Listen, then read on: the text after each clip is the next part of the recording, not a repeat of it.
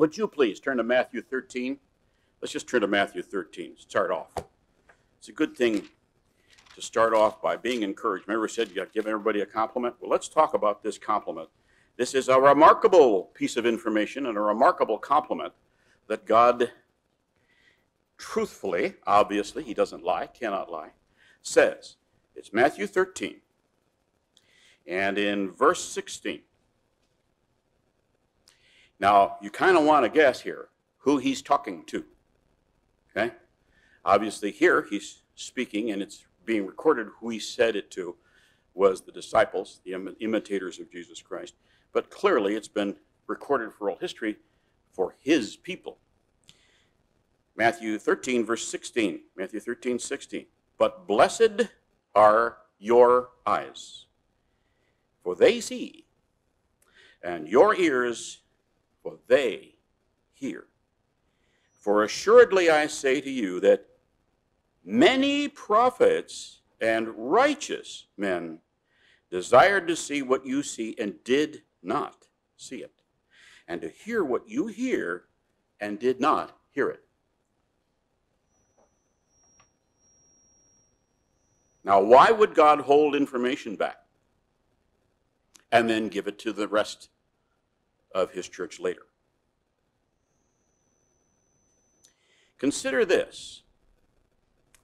Without turning there, it's in Matthew 8.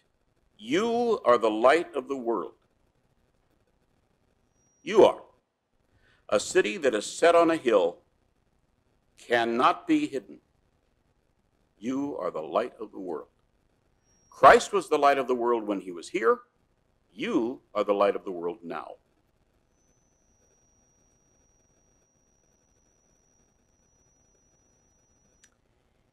That's in Matthew 5. Sorry, it's wrong. Matthew 5. And then lastly this. God says to you and I, your thoughts are not my thoughts. And your ways, not my ways, says the Eternal.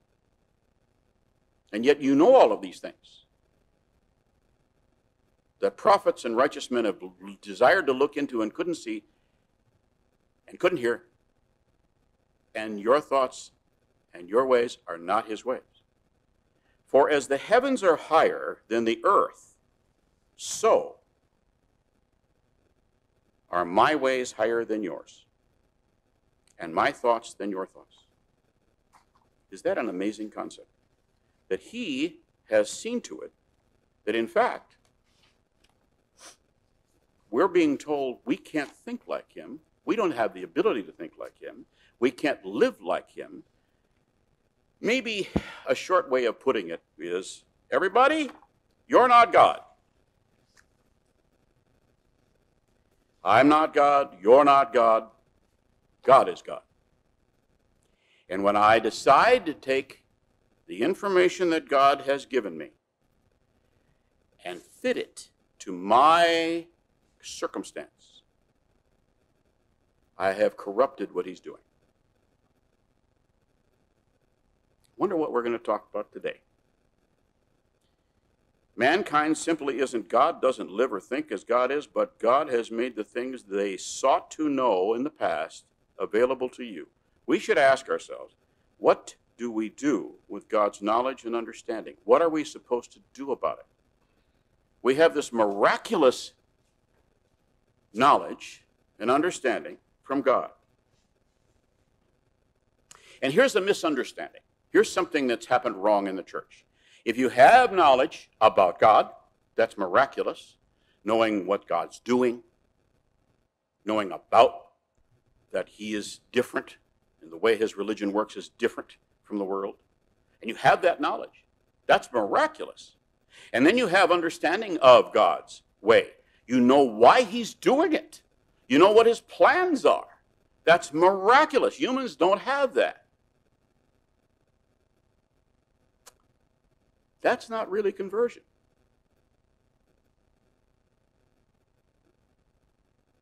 I have knowledge and I have understanding and it's miraculous and it's not conversion. We'll show you that. So let's pile up lots of study, get more and more information, and we will be closer to conversion. Nope. Pharisees did it. Think of the people in Matthew 7 that say, didn't we preach in your name? Didn't we cast out demons in your name? Didn't we preach the truth? And he says, get away from me, I never knew you.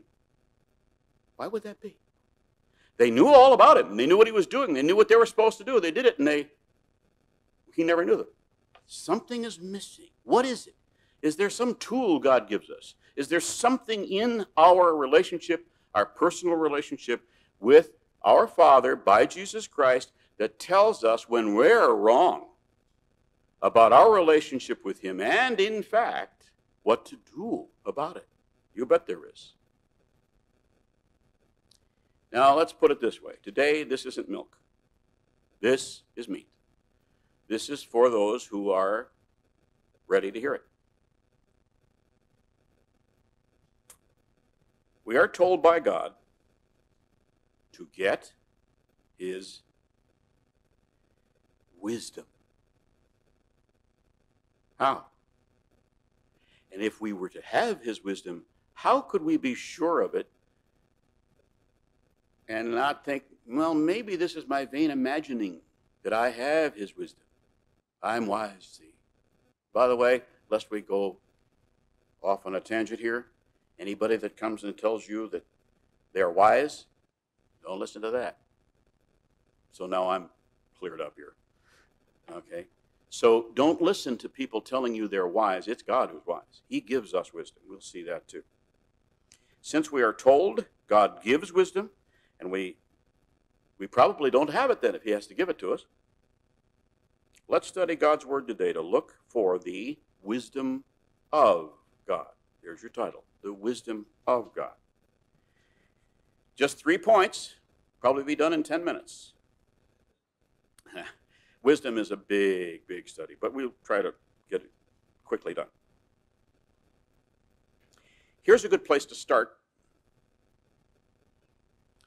We can start with basically biblically defining what wisdom of God actually is. Our first point, wisdom is used by God to create.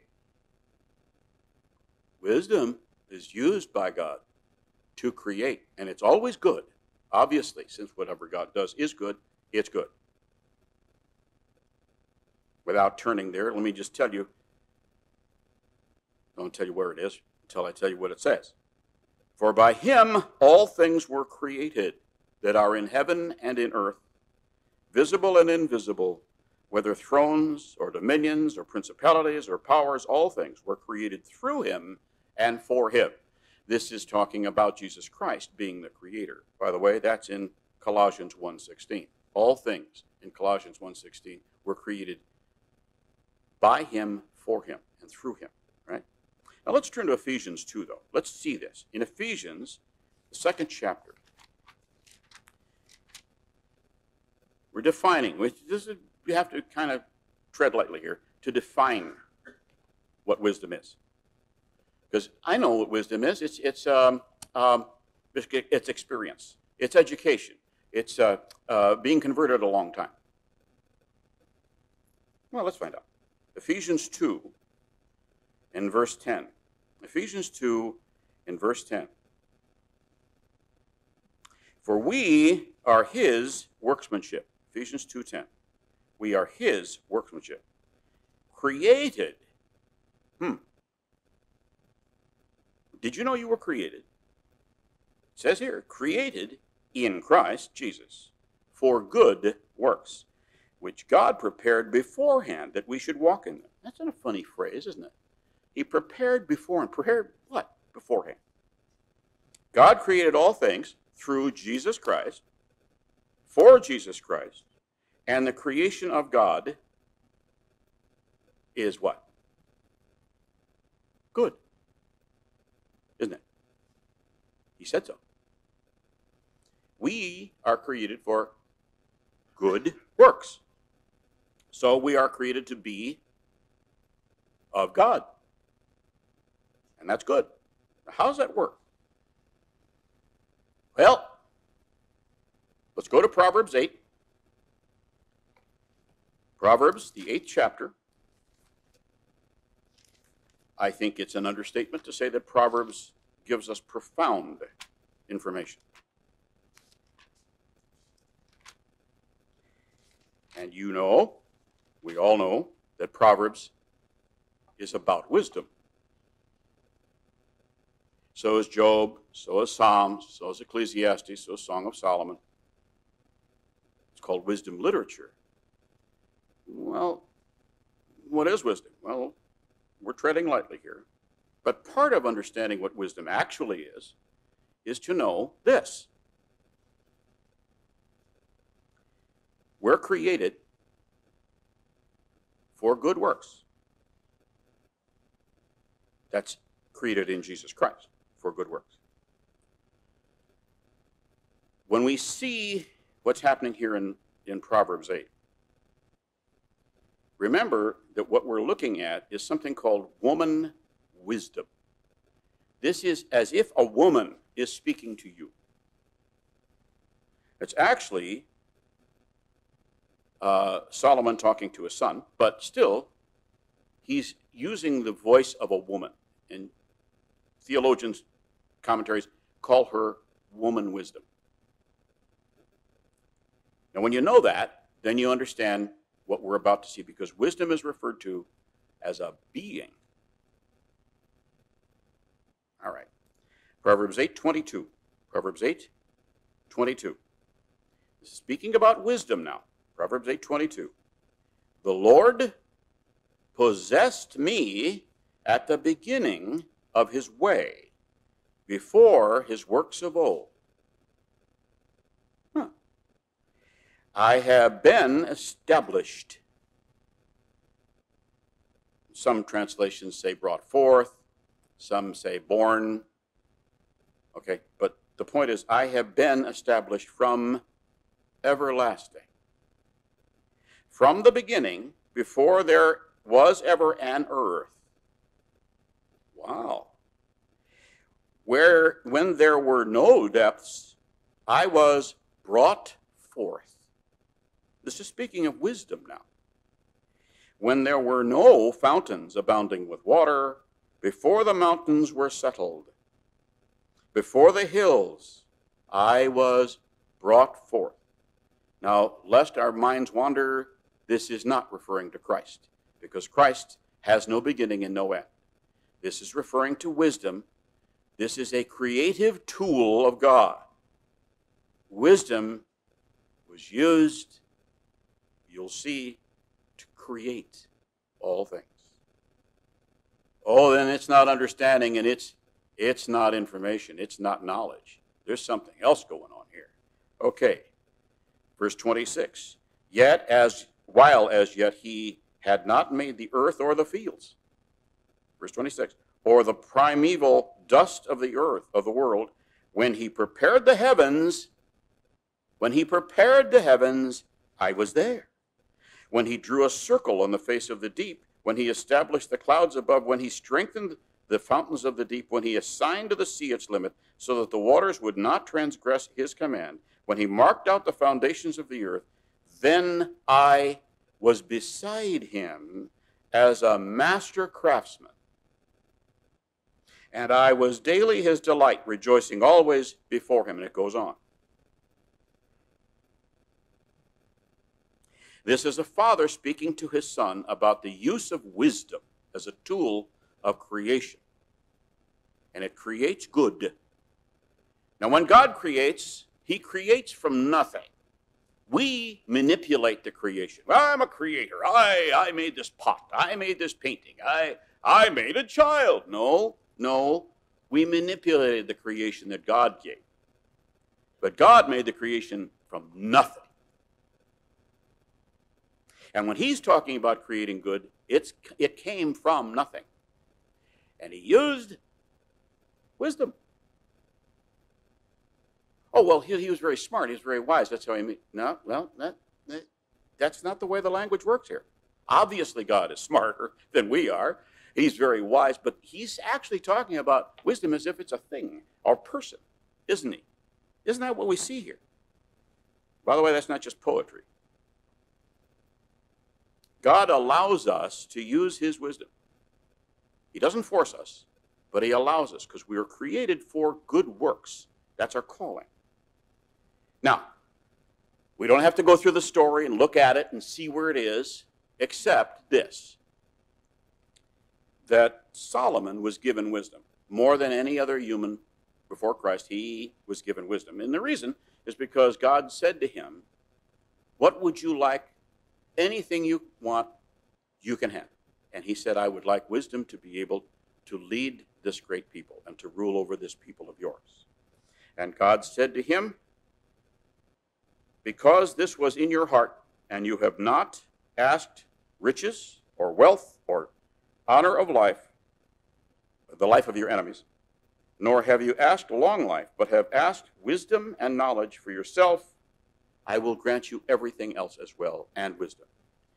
Now, without getting into a 2-hour review of what Solomon went through, let's put it this way. Until you understand, and I understand, what the book of Ecclesiastes, written by Solomon, is about, it looks like the ravings of a person who is extremely depressed. And what he's really saying is life is worthless. Life is worthless. I don't care how rich you are, powerful you are, how much you accomplish, how much you know, how much you serve, it's worthless because we all go to the same place. We all go down to the dust.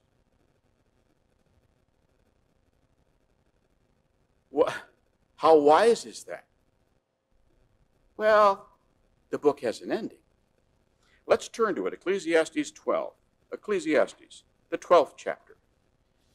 After he had all this wisdom, and he had done everything he could imagine, anything his heart desired, he did it. And he observed that mankind just didn't know what they were doing. That was his observation as the wisest human being who ever lived, given the wisdom of God to learn about life. He came to the conclusion that life is vanity. What that means is it's just gone. There's nothing really here. So what we do is we hang on to it, he said, and we think we're like God because we're alive and we can think and we can plan and we can create, and none of it is true. It's all vanity.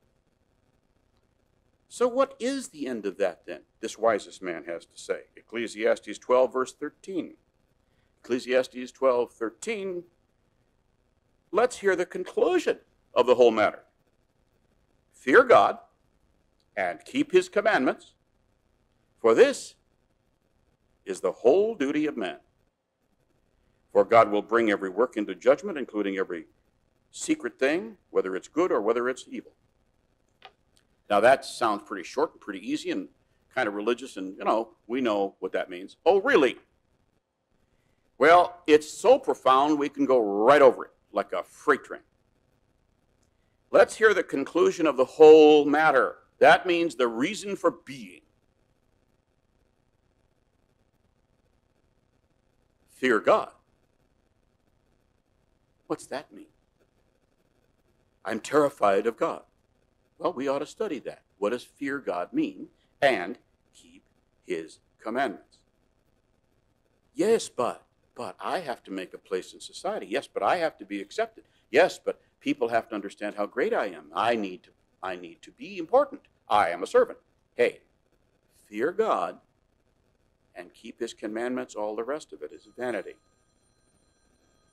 And the reality of that is what we've learned from the wisest man who ever lived. Now let's talk about all that for a minute. Because what he's done is he's told us, you guys, you take yourselves too seriously.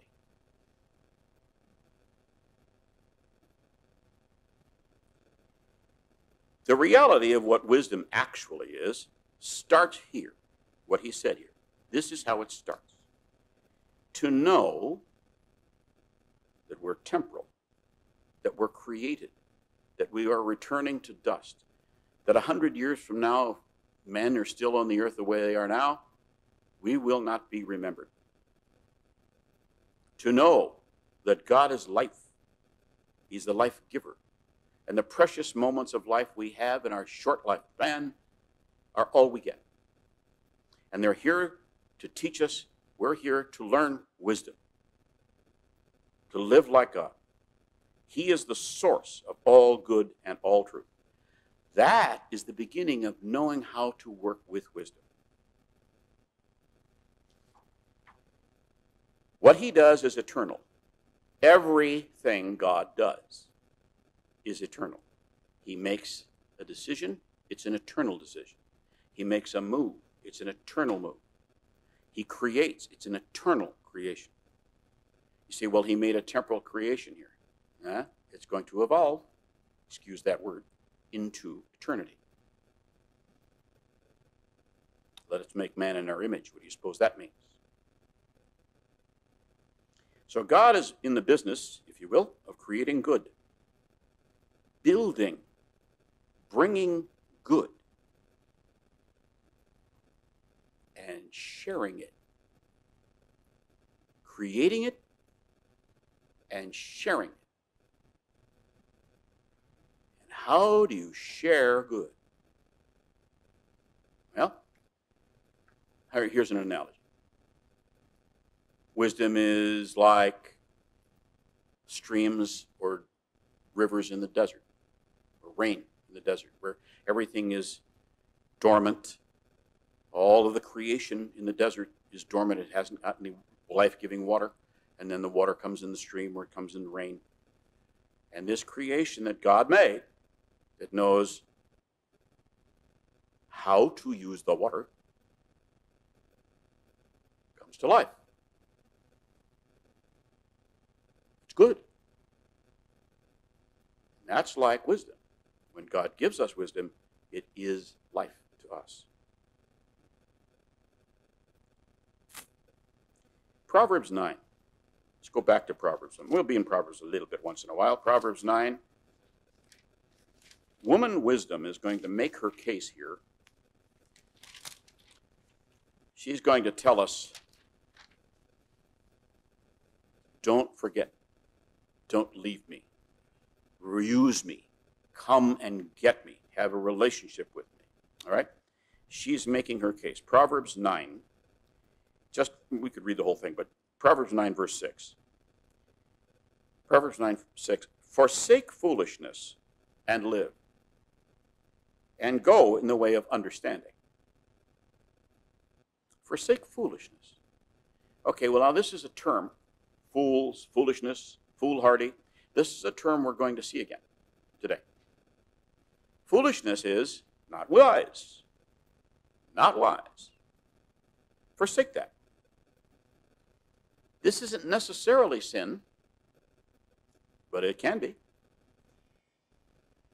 And the reality is there's another thing that God refers to, and that's being simple. Use simple people. Foolishness and simple. But neither one are wise. Forsake foolishness. Why? And live. That's why. Well, yeah, you know, I can have God's wisdom and I might live another couple of years or another 10 years. No, that's not what that means. That means eternal life. Forsake foolishness. Stop that.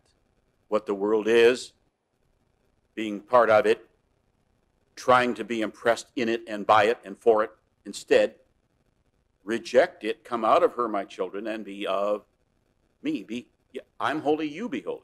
That's what he says that for. There's all kinds of information about I'm holy, you be holy, all through the Bible. Don't be like that. Don't be like those people. And by the way, understanding here, when you see this, you say, well, wisdom and understanding are the same thing. Definitely not. Absolutely not. Understanding is basically an accurate grasp of God's truth.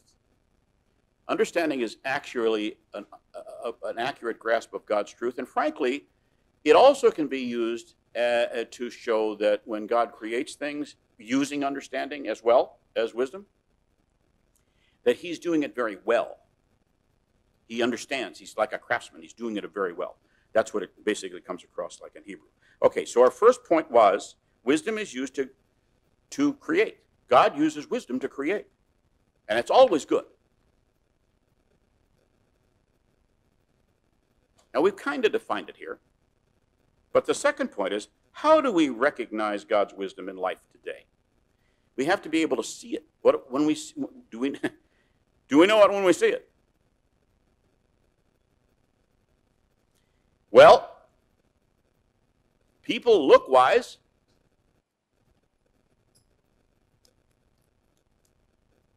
Is it possible to corrupt wisdom? I mean, wisdom is true from God. Could it be corrupted? Well, think about this. Eve looked at the tree of the knowledge of good and evil, and she said, among other things, it looks like I need that, I want that, because it looks good, like the fruit looks like something to make one wise. Remember, Eve was deceived. And it's the tree of the knowledge of good and evil. It looked like it would make you wise. Let's do that. So it's possible to be fooled about what wisdom is. So let's figure out how that happens. Funny place to go, but let's try Ezekiel. Ezekiel 28.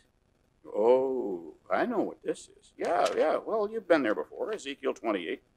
Won't hurt to look at it because we tend to emphasize other things in Ezekiel 28, speaking of Satan and Lucifer. And actually, in the specific verse, we emphasize other things. But let's look at what it actually says about wisdom. Ezekiel 28, speaking of this covering cherub, one of the three that we know of, Michael, I can't think of the other one, Gabriel, and Lucifer. And then he did something. Ezekiel 28, verse 17. God speaking to him. Your heart was lifted up because of your beauty. You what? Corrupted your wisdom for the sake of your splendor. And I cast you to the ground. I laid you before kings that they might gaze at you. This is obviously yet to come, but consider this a minute. Go back, and that sentence that says, you corrupted your wisdom. A couple of words in there that are important. Where did he get wisdom that wasn't corrupted? Where do you suppose? God. Uncorrupted wisdom only would come from God. And then it's called your wisdom. You corrupted your wisdom. Now, it depends on how you want to translate Hebrew, but it looks like it could be one of two things. Either it became his wisdom because it was corrupted, or we actually possess wisdom God allows us to have from him as long as we don't corrupt it. But this became corrupted wisdom. And this being is God of this world. And he influences you and me with his corrupted wisdom and his corrupted reasoning. Does it all the time. What happens when he does that? Well, let's look. Genesis 6. Genesis 6. What happens? Remember the first time somebody told me that? What are you talking about? Genesis 6. God made, remember, without going back there and looking at it, when God finished the recreation, he looked at it and he said what? It is very what? Good. Meaning human beings too. This is a good creation, what I did here. And the way he did it was to use wisdom. Then something happened. Don't forget, Satan corrupted his wisdom. Genesis 6, the word corrupted, remember? Okay. Genesis 6:11. Genesis 6:11, the earth was also, 6:11, the earth was also corrupt. The earth was corrupt. Somebody corrupted it. The earth was corrupt before God, and the earth was filled with violence. Verse 12, so God looked upon the earth, and indeed it was corrupt. The earth was corrupt, for all flesh had corrupted their way on the earth.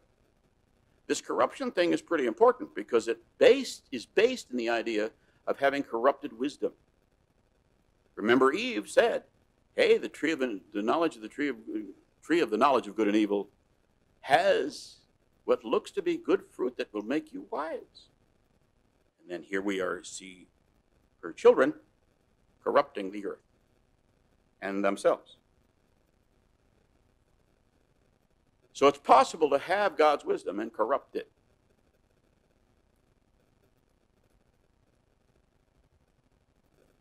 Have we ever done that?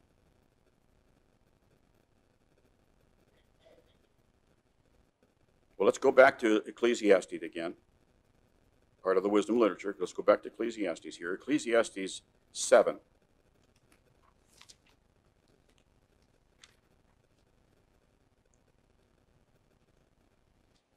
There are conditions. The biggest condition for when God gives wisdom to someone is that he gives it, wisdom is given to a person who trusts God, who is in the process of trusting God, not man. Even though that person sins. Think about it a minute. No one is perfect. No one does not sin. Double negative. No one does not sin. And yet God gives his wisdom to people who sin. Okay. Then it's okay to sin and I get wisdom. No. No. Let's go. Ecclesiastes 7:19. Ecclesiastes 7:19. Wisdom, 7:19. Wisdom strengthens the wise more than 10 rulers of the city. So I don't care how wise somebody is if they're ruling a city. Wisdom is wiser than that. Verse 20. For there is not a just man on earth who does good and does not sin. That's an interesting sentence there, isn't it? There is not a just man on earth who does good and does not sin. So it's possible to be just, be doing good, and sin too.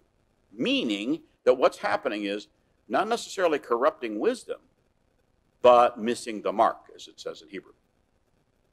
So in other words, you're not saying, well, I don't have to follow God's law because I have his wisdom. That's not what that's saying.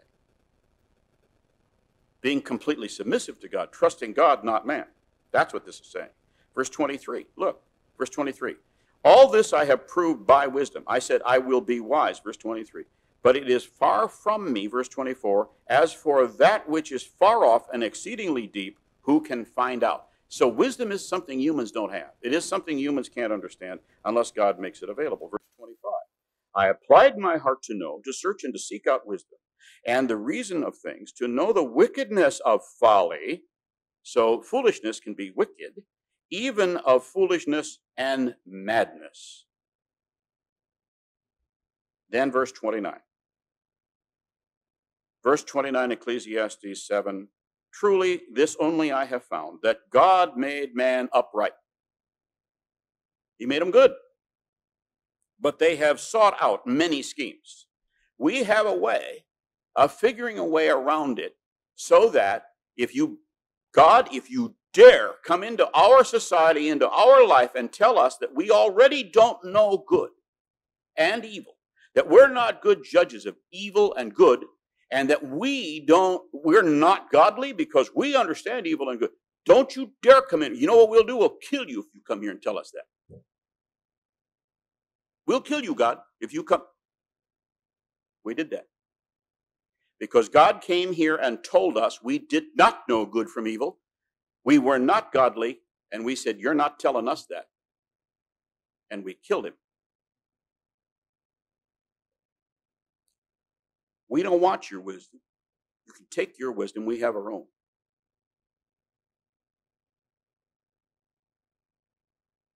Wisdom is this: grasping that God is God, trusting that what he tells to do, we should do that. We should not modify his wisdom for our circumstance.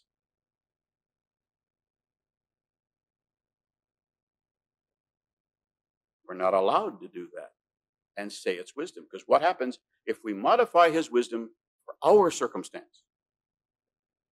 We corrupt it because we're not God. Wisdom is grasping that God is God. We're not God. That he is above all things, all persons, and we are to follow his wisdom. What do you suppose the purpose of wisdom is anyway? Why would we even need it? Let's go back. The Bible tells us, Proverbs 1, you know this anyway. Let's just quick look. Proverbs 1. And by the way, the book of Proverbs is introduced by, the baby steps of saying, here's why we even have the book. And here's why you need to learn wisdom. The little baby steps, right? What is the purpose of wisdom? Proverbs 1, let's just go, we won't go through the whole thing, but Proverbs 1:7. Proverbs 1, verse 7. There it is again. The fear of the Lord is the beginning of knowledge. Now, this is how you even begin to understand anything. Fools despise wisdom and instruction. But God tells us to do something, and we go, yeah, but I have to modify that because I have a different circumstance and you'd understand. No. Verse 8, my son, hear the instruction of your father, verse 8, and do not forsake the law of your mother, for they will be graceful ornaments to your head and chains about your neck. Now, you could say the church is your mother and God is your father. You could do that if you wanted to, but this is talking to a child here. Proverbs 1:10, my son, if sinners entice you, do not consent. Don't do that. Don't be part of that. Don't get involved with that. It's just not worth it. Just don't do it. Now, go back to verse 1. Now that we see there's this, excuse the expression, action, movement based on wisdom. Don't go this way, go this way. Wisdom is basically a tool of action, isn't it? Starting to feel that? Okay. Look at Proverbs 1, verse 1. The Proverbs of Solomon, the son of David, the king of Israel. By the way, Solomon learned this from David. We haven't got time to prove that, but you can find the very same thing in Psalms. And Solomon said it, by the way. The Proverbs of Solomon, the son of David, king of Israel, to know wisdom and instruction, to perceive the words of understanding, to receive the instruction of wisdom, justice, judgment, and equity, to give prudence to the simple, to the young man knowledge and discretion. A wise man will hear and increase learning, and a man of understanding will attain wise counsel. To understand a proverb and an enigma, the words of the wise and their riddles. You know what we just said? The same thing we started with. You have been given wisdom. You have been given the ability to see what no one else could over the millennium. You have been given wisdom to understand this. And by the way, you know what prudence is? Strange thing. Here, look at how it mixes together. In verse 4, Proverbs 1:4, to give prudence to the simple. Somebody who is simple doesn't have prudence. What is it? The ability to foresee what will happen based on a specific action. That's what prudence is. The ability to look forward based on the actions you get involved with. Why show that to a young man? Why tell that to a young man? His brain's not developed yet. He cannot foresee how dumb he is any more than we can. So he needs prudence. Possible, funny thing, for God to give prudence to a young man. What an interesting concept. So, okay, this is all good. I'm sold. What do I do? How do I get this? Two things. Let's start here, Proverbs 3.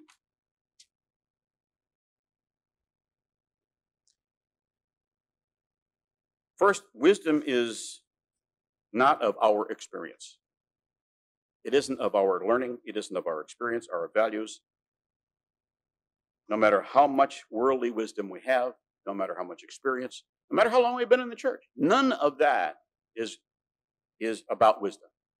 None of it. Proverbs 3, verse 5. Proverbs 3:5. This is what it's about. Proverbs 3:5. Trust in the Lord. Meaning, if he tells us to do something and we don't understand why and it's going to harm us and we are sure he's wrong, do it. Trust in the Lord with all your inward parts, your very being. And lean not to your own understanding. I know how things are. No, we don't. In all your ways acknowledge him, and he will direct your paths. And there are stories of all of us. We can go back in our history and remember when we did, in fact, actually trust God. He managed it around us. Even though the world doesn't like it, he managed our lives for us. Just like he managed it for Israel, just like he managed it for David. David got scared a couple times. You can see that. Okay, so that's the first thing, and the wisdom is not of our experience or life values. Now, how do you get it? Wow, this is complicated stuff. How do you get wisdom? James 1. This is profound. This is remarkably difficult, very complicated. God doesn't want the world to understand how to get wisdom, so he hides the information in plain sight. James 1, verse 5. How do I get wisdom? Keep the law. Okay. James 1, verse 5. If any of you lack wisdom, which is a miracle of God, and the action that causes creation that's good, let him ask of God, who gives to all liberally and without reproach, and it will be given to him. Wow, that's pretty complicated stuff. But let him ask in faith. Oh, in other words, I have to actually trust that when God starts to give me wisdom and tells me stuff I don't like, I have to trust it's him guiding me. With no doubting, for he who doubts is like a wave of the sea driven and tossed by the wind. For let not that man suppose that he will receive anything from the Lord. He is a double-minded man, unstable in all his ways, or simple, to put it in Hebrews approach. You want wisdom? Ask. That's all there is to it. Just ask, but do it in faith. So the first point is wisdom is used by God to create, and it's good. And the second thing is we can recognize God's wisdom in life today as long as we realize we have to trust God and know we can actually corrupt wisdom. And finally, this is the third thing. The third thing, and we already knew this anyway. Watch. How do we measure? The third thing, how do we measure God's true wisdom in life? So the first one is God's wisdom is used to create. The second thing is, how can we recognize wisdom in life when we see it around us? And then the third thing is, how do we recognize it in us? Hebrews 5. Back to Hebrews 5, please. We're right there in James, so we can go back not that far back. Hebrews 5. See, God has given us this process, this wisdom tool, this priceless gift of being able to understand his will and to make just, wise, good decisions. Knowledge is important. Understanding is important, but it's only valuable in context of wisdom. We gain wisdom by learning and living by God's will. Trusting God. That's how we gain wisdom. It isn't going to class long enough until I have a lot of wisdom. It doesn't work that way. It's that as we trust God, we actually learn. He knows what he's doing. He's God, I'm not. And that's a wise thing to know, and it allows us to create good. So watch this. Hebrews 5, verse 12. Hebrews 5, start there in verse 12. For by this time, Hebrews 5:12, you ought to be teachers. You need someone to teach you again the first principles of the oracles of God, and you have come to need milk and not solid food. Remember I said, this isn't milk. This is solid food. This is meat today. Verse 13. For everyone who partakes only of milk is unskilled in the word of righteousness, for he is a babe. Verse 14. But solid food belongs to those who are of full age. That means scripturally, full age. That is, those who by reason of use have their senses exercised to discern both godly good and godly definition of evil.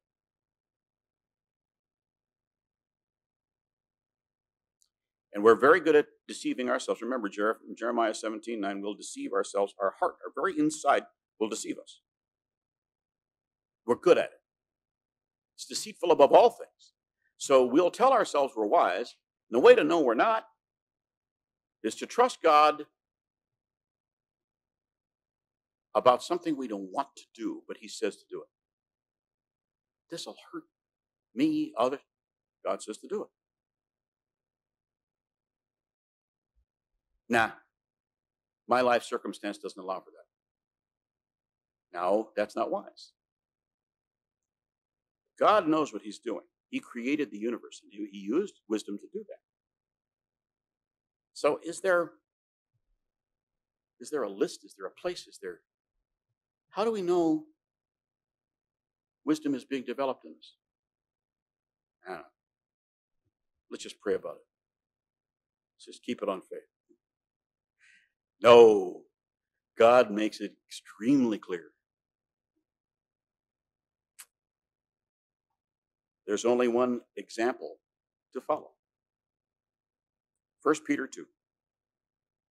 1 Peter 2. There is an example to follow. To know you have wisdom. God's wisdom. 1 Peter 2. And verse 21. Without going into the context of this, let's just not even do that. Let's just take the verse itself.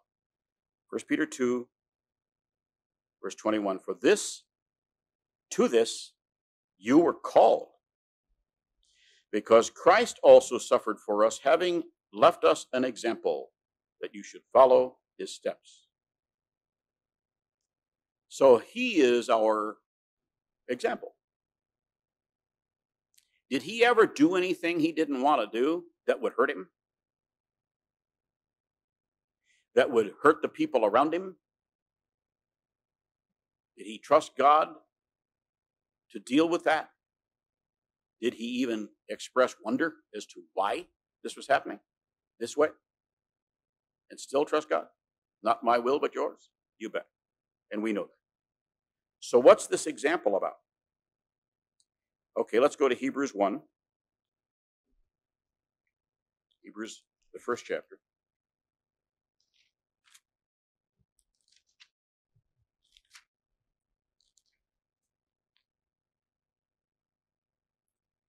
And by the way, when we're looking at this idea of being not God and God being God and us understanding that we're temporal and he's God, that's academic. There is a place where a human being can actually come to the place where they see themselves as worthless, which is what they are. That's what Ecclesiastes is about. He says, life is a vanity. It's worthlessness. Outside of God's guidance, it's worthless. No matter what we think we have, no matter what we think we are, no matter how much we've accomplished, no matter how many people like us on Facebook, we still are worthless. Hebrews 1, verse 3. This is speaking of Jesus Christ. Hebrews 1, verse 3.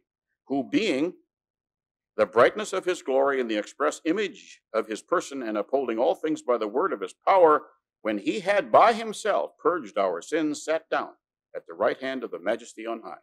Now we go back to the front of that. Who being the brightness of his glory and the express image of his person. The words express image come from one Greek word. And that one Greek word, I'll tell you in a second what it is, but it means an engraving or a carving. And it actually is a Greek word that applied to the person who does engraving and carving.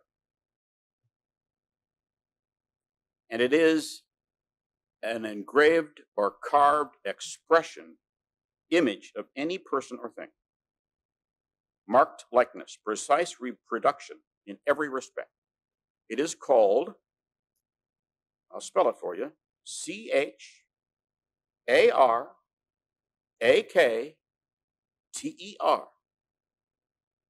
Familiar word, huh?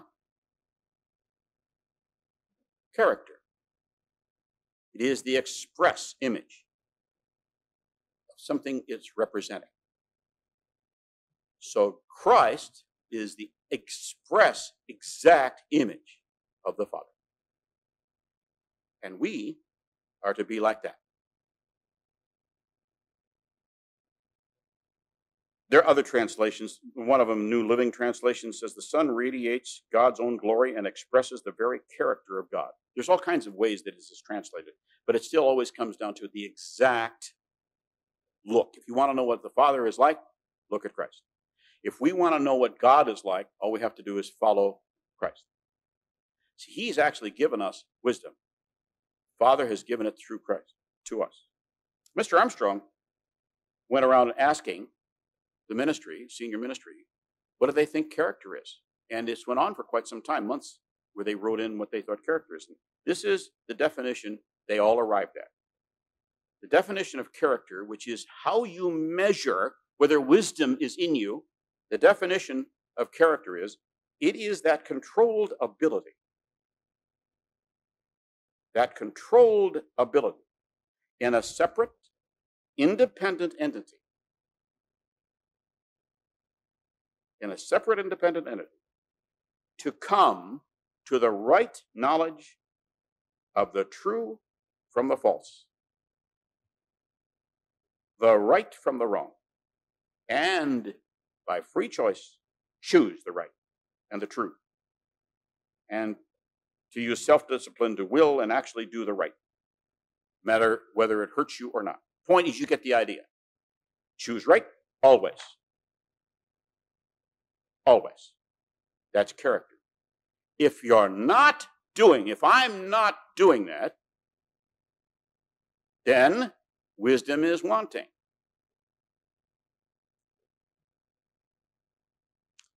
We are who God is working through to reveal himself, and in one way, show his wisdom to humankind.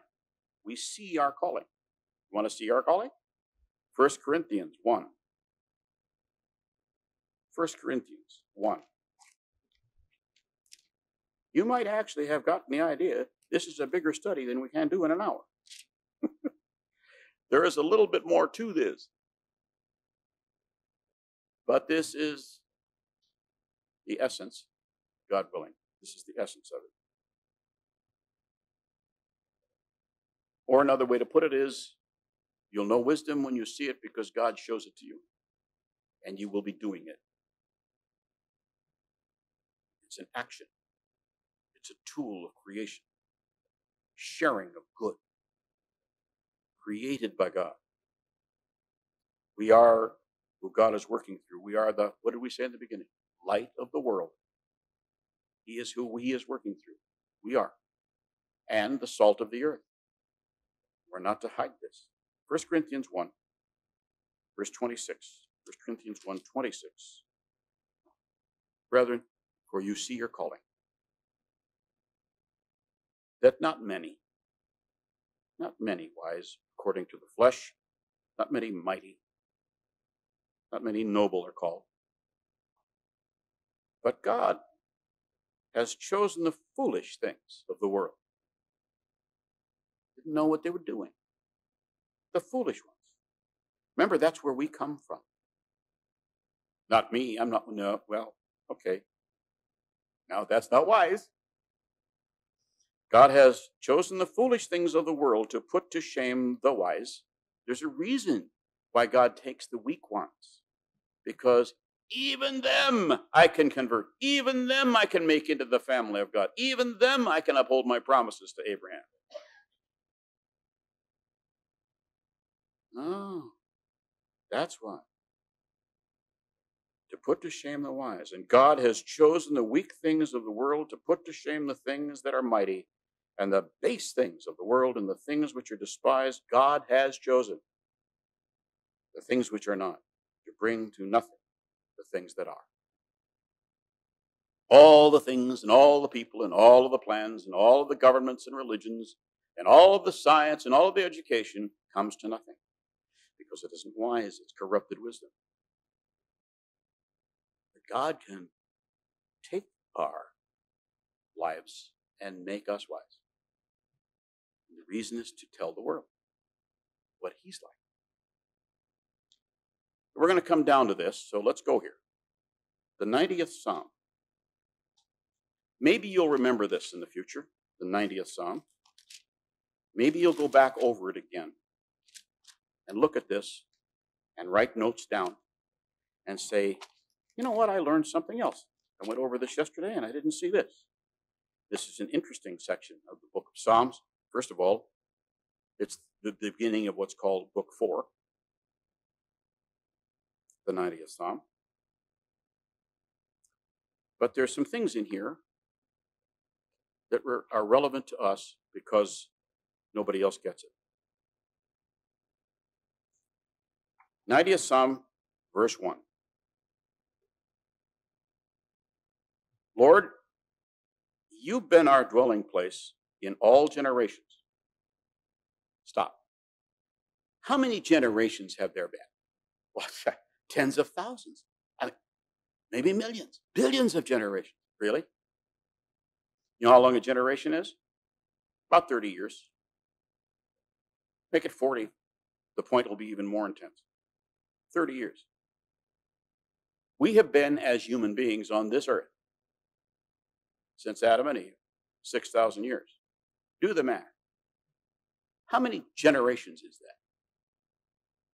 30 years per generation, 6,000 years. How many generations? Thousands, tens of thousands. 200. 200. That's all. There are billions of people because we have a tendency to do stuff during our lifetime to make more people. But only 200 turnovers. Well, you mean in the entire history of mankind there's only been 200 generations? Yeah, approximately, yeah. That's important here. Keep going. Lord, you have been our dwelling place in all generations. Before the mountains were brought forth. Mountains. Picture a mountain in your mind, like Everest. What am I going to do to harm it? To help it, to make it bigger, to make it smaller. Mountains don't need us. They're just there. And they are there in deep time. Time completely beyond our understanding. They're just there. We can't hurt them, help them. They don't need us. And God made them.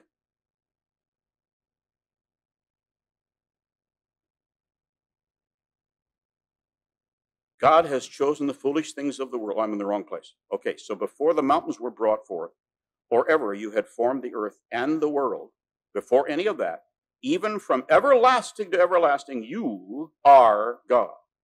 You turn man to destruction and say, return, O children of men. He's allowed us to do this to ourselves. For 1,000 years in your sight are like yesterday when it is past, and like a watch in the night. You carry them away like a flood. They're like sheep in the morning. They're grass which grows up in the morning. It flourishes and grows up in the evening. It's cut down and withers. Anybody who's been through a death anywhere knows that's what happens to human beings. They're gone. Verse 7, for we have been consumed by your anger. Why would he be mad at us? Humanity has been consumed by his anger because we have corrupted his creation. And by your wrath we are terrified. You have set our iniquities before you, our secret sins in the light of your countenance, and for all our days have passed away in your wrath. We finish our years like a sigh. We're nothing. The days of our lives are 70 years, and by reason of strength they're 80 years, and yet our boast is only labor and sorrow, for it is soon cut off, and we fly away. Who knows the power of your anger? For as the fear of you, as is your wrath. So teach us to number our days, that we may gain a heart of wisdom. Now we could say that what we need God to do is to teach us math so we can figure out how many days there are left in our lives, which there would be anything wrong with that. That would actually be humbling. But to consider the context of this and say that what in fact it's saying in Hebrew is teach us how to number our days aright or correctly or humbly. In other words, we're not going to live forever. We're not God. That's what He wants you to teach us, that we may gain the heart of wisdom. The point of gaining wisdom is to know we're not God and we're not able to be like God. So the 3 points are this. Wisdom is used by God to create, and that's always good, including the new creature, the creation we are. He used wisdom to get you here. He has used wisdom to keep you here. Second point, how could we recognize God's wisdom in life today? Trust God. Give yourself over to Him. And don't corrupt His wisdom. Let Him be in charge.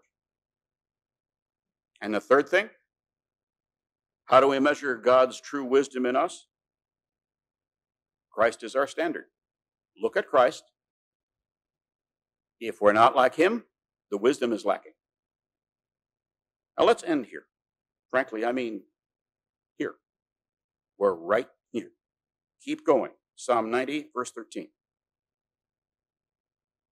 Return, O Lord. How long? And have compassion on your servants. Satisfy us early with your mercy, that we may rejoice and be glad all our days. If He satisfies us with His wisdom and mercy, we will be glad. We won't be suffering through life.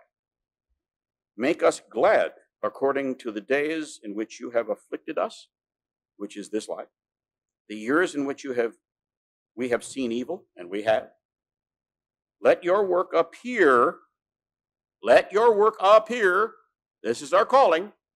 In to your servants, and your glory to their children. Let it appear to them.